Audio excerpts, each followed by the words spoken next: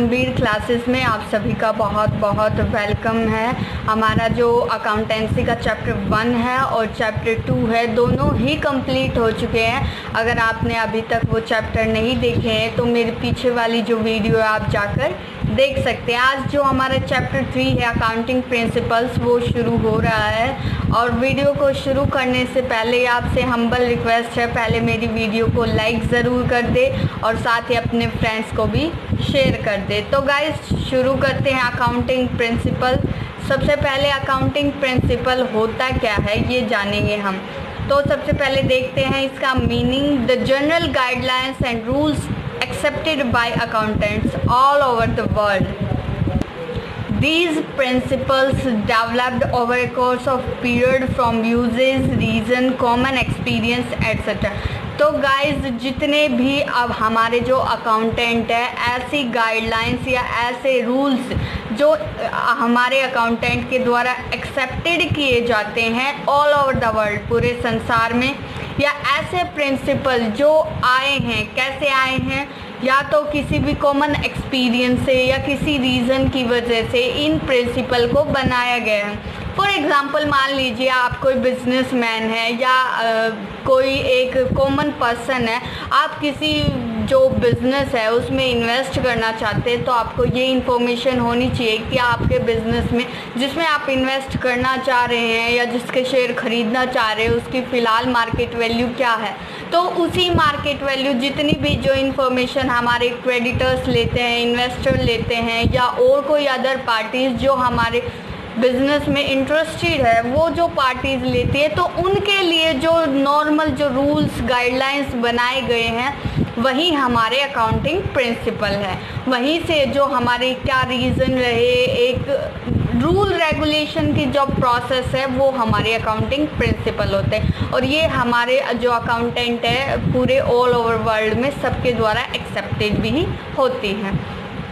अब गाइस जो हमारे बीच में एक वर्ड आता है GAAP, तो ये वर्ड भी आपको याद रखना है क्योंकि ये बहुत ज़रूरी है, कभी कभी पूछ लेते हैं।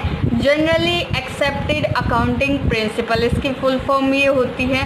तो जो हमारे अकाउंटिंग प्रिंसिपल है उनको हम जनरली एक्सेप्टेड अकाउंटिंग प्रिंसिपल भी कह देते हैं। तो ऐसे रूल्स या रेगुलेशन जो पूरे विश्व में, पूरी दुनिया में अकाउंटेंट के द्वारा लिए जाते हैं, क्योंकि जितनी भी थर्ड पार्टीज़ होती हैं वो जिस बिज़नेस में इन्वेस्ट करना चाहते हैं उसके बारे में जो इन्फॉर्मेशन है या जो बिज़नेस में प्रॉफिटेबिलिटी की जो संभावना बन रही है उससे रिलेटेड ऐसी प्रोसेस के लिए जो रूल्स रेगुलेशन गाइडलाइंस बनाई जाती है वही हमारी अकाउंटिंग प्रिंसिपल होती हैं। अब गाइस इसके फीचर्स या कैरेक्टरिस्टिक्स कभी कभी आ जाते हैं लॉन्ग आंसर टाइप क्वेश्चन में।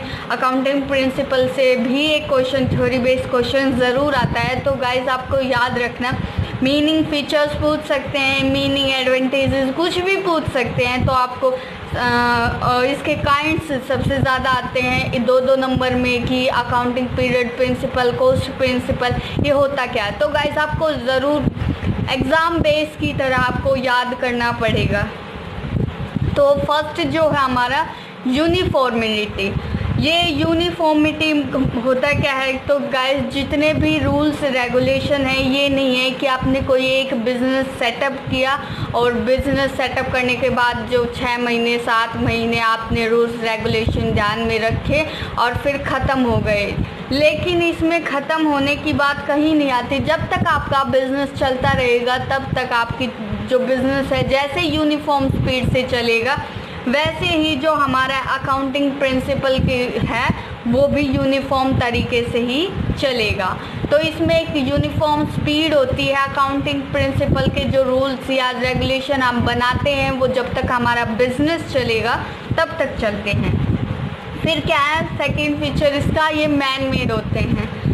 जो हमारे अकाउंटिंग प्रिंसिपल है वो हमारे जो बहुत एक्सपीरियंस जो पर्सन है या जिन्होंने बिज़नेस को देखा है बहुत तरीके से पास से, तो ऐसे कि उन्होंने बिज़नेस में क्या बियर अप किया है, क्या कब कैसा होना चाहिए, कि पार्टी को इन्फॉर्मेशन देना। तो इन सब के लिए जो रूल्स रेगुलेशन बनाए गए हैं बहुत जो एक्सपीरियंस पर्सन है उनके द्वारा बनाए गए, तो हमारा जो अकाउंटिंग प्रिंसिपल है वो मैन मेड है। फिर थर्ड क्या है, फ्लेक्सिबिलिटी। ये बहुत ही ज़रूरी है। अगर हम जैसे आज के टाइम में भी हम देख ले कि अगर कोई पर्सन हमारे जो ट्रेडिशनल थॉट है अगर वो बहुत ट्रेडिशनल है और आज के टाइम में उन्हें बदलने की ज़रूरत है फिर भी वो नहीं बदल रहा है, तो हम उस इंसान से धीरे धीरे दूर होने लगते हैं। तो इसी तरह ये फ्लेक्सिबिलिटी है। अगर accounting principle according to the time change नहीं होंगे या जो ट्रेडिशनल मेथड हम अपनाते जा रहे हैं, तो इसका मतलब जो हमारी अदर पार्टीज़ है वो उस बिज़नेस में इंटरेस्ट रखना ख़त्म कर देगी। तो ऐसे प्रिंसिपल, ऐसे रूल्स जिसमें फ्लेक्सिबिलिटी हो, टाइम के अकॉर्डिंग वो चेंज हो जाए, तो ये फीचर हमारे अकाउंटिंग प्रिंसिपल में है। फिर रेलिवेंस क्या होता है फ्रेंड्स? Means trust. आपको ट्रस्ट होना चाहिए। जैसे कि अगर आप कोई इन्फॉर्मेशन किसी अदर पार्टी को दे रहे हैं या आप कोई भी एक ऐसे पर्सन है जो इन्फॉर्मेशन ले रहे हैं, तो आप ये चाहेंगे कि आपको जो इन्फॉर्मेशन दी जा रही है वो बिल्कुल यूज़फुल है और उसी इन्फॉर्मेशन के अकॉर्डिंग जो रिज़ल्ट बिजनेस में आ रहे हैं वो भी यूज़फुल है। तो एक ट्रस्टी इन्फॉर्मेशन ही आपको दी जाए जो आपके लिए आगे चल के यूज़फुल हो। नेक्स्ट पॉइंट है गाइस इसका ऑब्जेक्टिविटी। हमारा ऑब्जेक्टिविटी जो फीचर है वो तब लागू होता है जब कोई भी जो हमारा अकाउंटिंग प्रिंसिपल है वो पर्सनल जजमेंट, पर्सनल बयास से दूर रहे। मतलब उसमें किसी भी प्रकार की पर्सनल जजमेंट ना हो तभी। और ये जो ऑब्जेक्टिविटी फीचर है ये हमारे अकाउंटिंग प्रिंसिपल में है। जो भी इंफॉर्मेशन दी जाएगी वो बिल्कुल ट्रूथफुलनेस के साथ दी जाएगी और वो यूज़फुल होगी। इतना जो हमारे जो अदर पार्टीज़ हैं उनको विश्वास होता है। तो इसलिए जो अकाउंटिंग प्रिंसिपल है उसके पास हमारा ऑब्जेक्टिविटी का भी फीचर है क्योंकि ये पर्सनल जजमेंट से दूर है। फिर गाइस जो हमारा लास्ट पॉइंट है फीजिबिलिटी। ये पॉइंट क्या कहता है कि जिसमें मतलब कोई भी अकाउंटिंग प्रिंसिपल है वो ज़्यादा कॉम्प्लेक्स ना हो, ज़्यादा कॉम्प्लेक्सिटीज़ ना हो उसमें। अगर इतना ही वो कॉम्प्लेक्स हो जाएगा तो मेरे ख्याल से जो हमारी थर्ड पार्टीज़ है या अदर पार्टीज़ हैं उनको वो चीज़ समझ में नहीं आएगी। जो इन्फॉर्मेशन हम दे रहे हैं वो उन्हें अच्छे से समझ में नहीं आएगी। तो जो हमारा फीजिबिलिटी का जो फीचर है वो अकाउंटिंग प्रिंसिपल में। आगे गाइज हम चलते हैं इसके काइंड्स की ओर कि कितने काइंड जो हमारे प्रिंसिपल्स होते हैं उनको दो कैटेगरीज में डिवाइड किया गया है। ठीक है गाइज, प्रिंसिपल को, अकाउंटिंग प्रिंसिपल को नहीं, सिर्फ प्रिंसिपल को, जो प्रिंसिपल है उनको दो कैटेगरीज में डिवाइड किया गया है। फर्स्ट है जो है हमारा अकाउंटिंग प्रिंसिपल। अब अकाउंटिंग प्रिंसिपल और सेकंड है हमारा अकाउंटिंग कंसेप्ट। ठीक है गाइज, आपको याद रखना है। आज मैं सिर्फ अकाउंटिंग कंसेप्ट और अकाउंटिंग प्रिंसिपल में कौन कौन से जो इसके टाइप्स सब टाइटल्स है जो इसमें आते हैं सिर्फ वो बताऊँ। कल हम इनको अच्छे से बिल्कुल डिटेल में डिस्कस करेंगे। तो जो हमारा अकाउंटिंग कंसेप्ट है उसमें आता है गोइंग कंसर्न कंसेप्ट। ठीक है गाइज, ये जो जितनी भी कंसेप्ट है मैं कल आपको जो अगली वीडियो डालूंगी उसमें बहुत अच्छे से डिटेल में बताऊंगी। अकाउंटिंग कंसेप्ट में जो सेकंड है कंसिस्टेंसी कंसेप्ट और जो थर्ड है एक्यूरल कंसेप्ट। ये तीन कंसेप्ट हमारे अकाउंटिंग कंसेप्ट में आते हैं गाइज, आपको याद रखना है क्योंकि 2 नंबर के क्वेश्चन में इन सब की मीनिंग या इसका मीनिंग डेफिनेशन कुछ भी पूछ सकते हैं और लॉन्ग आंसर में इन सबको मिला के एक साथ पूछ सकते हैं। जो हमारा सेकंड है अकाउंटिंग प्रिंसिपल, उसमें हमारा आता है business entity principle, money measurement principal.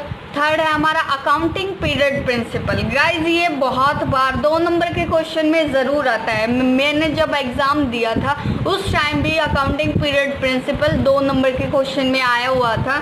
तो गाइज ये क्वेश्चन आई थिंक तो मोस्टली आता है। उसके बाद है प्रिंसिपल ऑफ फुल डिस्क्लोजर, उसके बाद principle of materiality, principle of conservatism और गाइज इसके आगे